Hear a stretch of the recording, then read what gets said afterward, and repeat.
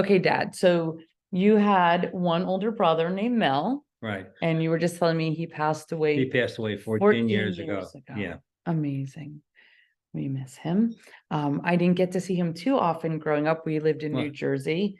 And he lived in Decatur, Illinois, then Tulsa, and then Atlanta, And settled in and Atlanta. settled in Atlanta. And I remember for a very small piece of time, he got a job. He had a doctorate degree in music, and he got a job teaching in Texas. And that did not last long. Dean of the School of Music at North Texas State University. Is that what that was? That's what it was. That was a good job. He wasn't happy living down there at all. No, and he moved back to And Atlanta. he gave up that job, moved to Atlanta. So what was he like as an older brother? He was a pretty good older brother, I'll tell you. Good. We did a lot of things together as kids, as we grew up. Good. He was a much better musician than I ever was. And he was a drummer predominantly. Oh, wow. Okay. Yeah. Yeah, now remember, you had told me stories about being in a marching band. We were yes? in a drum corps, right? Drum corps. Right. What's a drum corps? Besides drums, yes. You had the bugles, and then it's evolved over the years. It becomes more and more of a show. Okay. And they're marching units. Okay. And we traveled all over the country with that. Now, when did you do as a teenager? As a teenager, right? Really? Yeah. Including we were down and competed for national VFW championships. What was I, 17, 18 then? Amazing. Yeah. So we had some interesting experiences as kids. And was that the drum corps? Was that through your high school? No, this was totally independent. Independent drum corps. Right. And now, did you do, why do I think of like certain types of parades? We did a lot of parade jobs, yeah. We got us out of tickets in Springfield, Massachusetts, where the drum corps was headed. We got stopped a few times leaving the area. We just called up our manager, who did a lot of work for the police. Okay, so anyone who makes fun of me for my driving, you know where I get it from then. My East Coast driving. We're watching, I should turn the camera around here. Let's see. The dogs.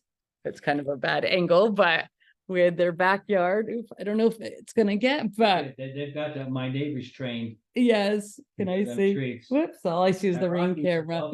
White dog that.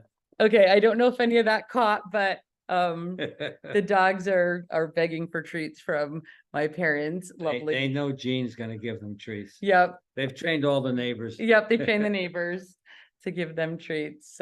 Today we have my two dogs, Rex and Charlie, and my parents' two dogs, Rocky and Revan. And Rocky's in love with Molly next door to us behind us, yeah. And they look like Romeo and Juliet when Rocky is up against the wall talking to Molly. So yeah. And Jean, the dog mom, always feeds them all. So that's what that ruckus was just about.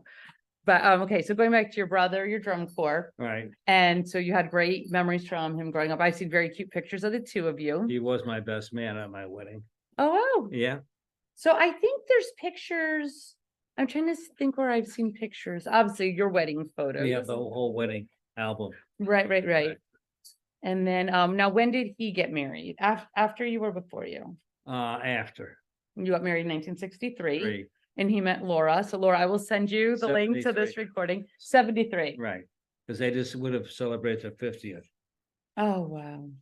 Now, Laura was also from West Hartford? She was from West Hartford. And then her family, Pearsons, founded the Oranges in New Jersey.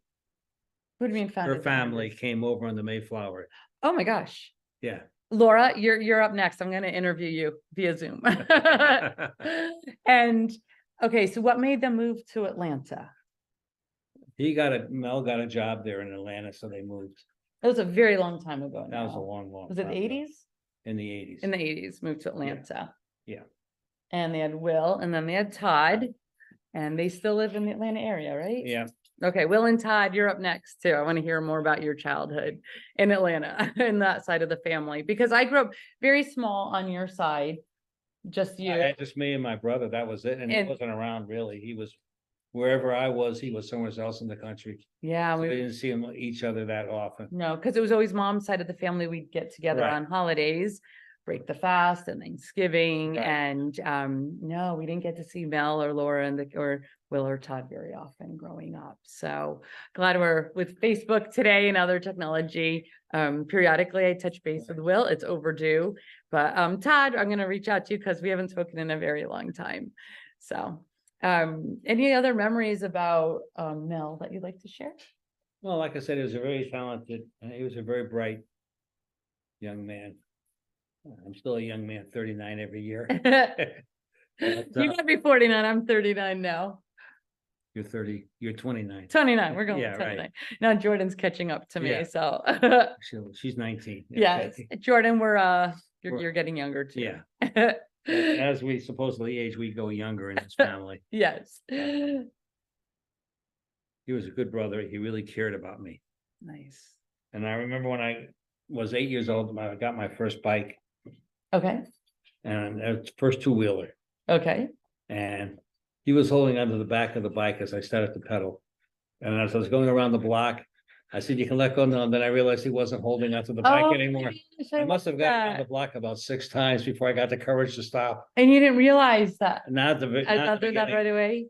Not in the very beginning. He held on maybe for 20 feet. That was nice. Yeah. And how old were you when your father passed away then? I was 17, almost 18. Young. Very young. Yeah. That's hard on a kid. I can't fathom that. I'm grateful to have you here today. So I remember you teaching me how to ride my bike on Birch Run Avenue. We had the big hill, so it was a little scary. Yeah, that was a very hilly area. But it was great in the winter for sledding, for snow sleds and snowstorms and school cancellations because of snowstorms. Those days are gone now. Now, no one has to sit by a radio and listen to school closings. Oh my gosh. They can do Zoom. They can do remote. A message will just go out.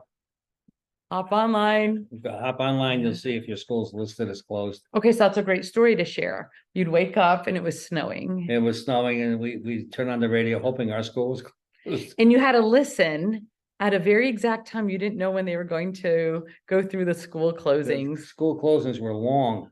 It was like a 45-minute ordeal listing all the schools.